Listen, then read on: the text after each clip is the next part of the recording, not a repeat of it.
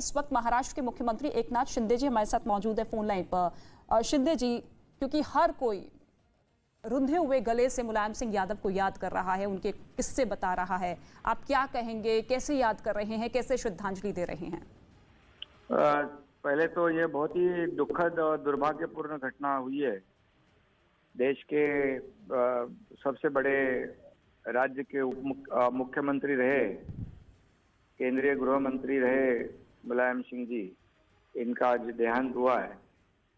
ये बहुत ही बड़ी दुखद घटना है। मैं उनको विनम्र अभिवादन करता हूँ और श्रद्धांजलि अर्पित करता हूँ महाराष्ट्र सरकार की ओर से।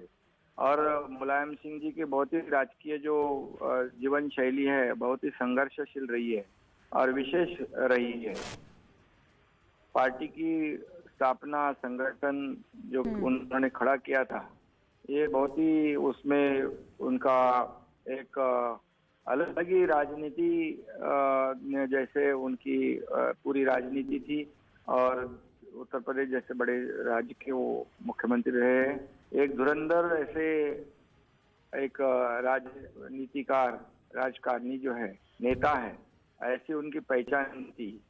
और निश्चित रूप से उनका कार्य जो है हमेशा सभी लोगों को याद रहेगा। इसलिए मैं ज्येष्ठ नेता जो है मुलायम सिंह यादव जी को फिर एक बार श्रद्धांजलि अर्पित करता हूँ। बिल्कुल। एकनाथ शिंदे जी, पार्टी लाइन से ऊपर रहकर ही उन्होंने हमेशा से काम किया है। कोई भी विपक्षी पार्टी हो, कोई भी दल हो, हर एक नेता के साथ उनके रिश्ते अच्छे रहे हैं। उनकी बात को सुना जाता था, समझा जाता था। आपका कोई ऐसा किस्सा कि जब आपको जरूरत पड़ी कि मुलायम सिंह यादव से ये सलाह इस मसले पर ले ली जाए, ये बात कर ली जाए? नहीं, वो तो राजनीति से हटके थे, परे थे। क्योंकि वो जब थे सभी, जब मुख्यमंत्री थे, केंद्रीय मंत्री थे, तभी वो ऐसे कभी भेदभाव नहीं करते। महाराष्ट्र का कोई भी काम हो तो उसे जरूर उन्होंने सहयोग किया है। ऐसा ही उनकी पहचान थी।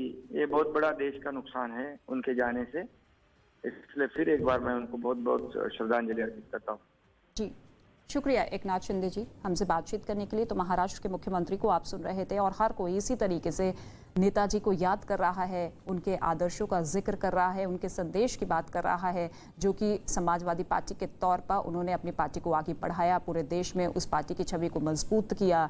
क्योंकि शुरुआत उन्होंने जनता दल से की थी, लेकिन धीरे धीरे ज़मीनी तौर पर वो शख्सियत ऐसी मजबूत होती चली गई कि उन्होंने अलग होकर समाजवादी पार्टी का गठन किया। और ये तस्वीर उस दौर की है, उस वक्त की है, जब साइकिल पर सवार होकर ही मुलायम सिंह यादव हर जगह, हर ऑफिस, हर कार्यकर्ता के बीच में, आम जनता के बीच में जाते थे। और इसी साइकिल को उन्होंने अपनी पार्टी का चुनाव चिन्ह बनाया और उसी चुनाव चिन्ह के दम पर वो कई बार चुनाव जीतते चले गए। 7 बार सांसद रहे, 3 बार देश के सबसे बड़े सूबे उत्तर प्रदेश के मुख्यमंत्री रहे। उन्होंने कमान संभाली और उन्हीं की छत्रछाया में उत्तर प्रदेश का विकास किस तरीके से हुआ वो हम सभी ने देखा। और फिर उसके बाद मुलायम सिंह यादव की गद्दी उनके बेटे अखिलेश यादव ने संभाली। और इसके साथ ही आपको ये भी बता दें कि उत्तर प्रदेश के सैफई में, एक छोटे से गांव सैफई में उनका 1939 में जन्म हुआ था। और अब ये जानकारी मिल रही है कि उन्हीं के जन्मस्थली पर, उन्हीं के कर्मभूमि पर उनका अंतिम संस्कार होगा यूपी के सैफई में ही। मुलायम सिंह यादव, जिन्होंने 1960 में राजनीतिक सफर की शुरुआत की थी, 1967 में पहली बार विधायक वो बने, उसके बाद 1977 में पहली बार उत्तर प्रदेश के मंत्री बने। बड़ी जिम्मेदारी उनके कंधों पर दी गई और बखूबी उन्होंने निभाई भी। फिर 1989 में पहली बार उत्तर प्रदेश के मुख्यमंत्री के तौर पर उन्होंने शपथ ग्रहण की। 8 बार उत्तर प्रदेश से विधायक चुने गए मुलायम सिंह यादव। 1992 में उन्होंने समाजवादी पार्टी बनाई।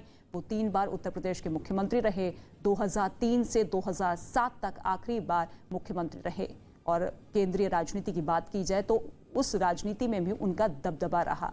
उत्तर प्रदेश से दिल्ली का जो सफ़र रहा उनका शानदार रहा, क्योंकि कई बार उन्होंने अपनी आवाज़ को बुलंद करते हुए कई फैसलों को पलटा। इसके साथ ही एक बड़ा अपडेट, एक बड़ी जानकारी मिल रही है कि लखनऊ लाया जाएगा उनका पार्थिव शरीर। मुलायम सिंह यादव का पार्थिव शरीर लखनऊ लाया जाएगा। समाजवादी दफ्तर में रखा जाएगा पार्थिव शरीर अंतिम दर्शन के लिए और कल ही उनका अंतिम संस्कार किया जाएगा। यूपी विधानसभा में रखा जाएगा उनका पार्थिव शरीर अंतिम दर्शन करने के लिए। सैफई जहां पर उनका जन्म हुआ 1939 में, वहीं पर उनका अंतिम संस्कार किया जाएगा। मुलायम सिंह यादव जो कि पिछले कई सालों से बीमारियों से ग्रसित जरूर थे, लेकिन लगातार डॉक्टर्स की निगरानी में वो थे, उनकी हालत में सुधार हो रहा था, लेकिन कल अचानक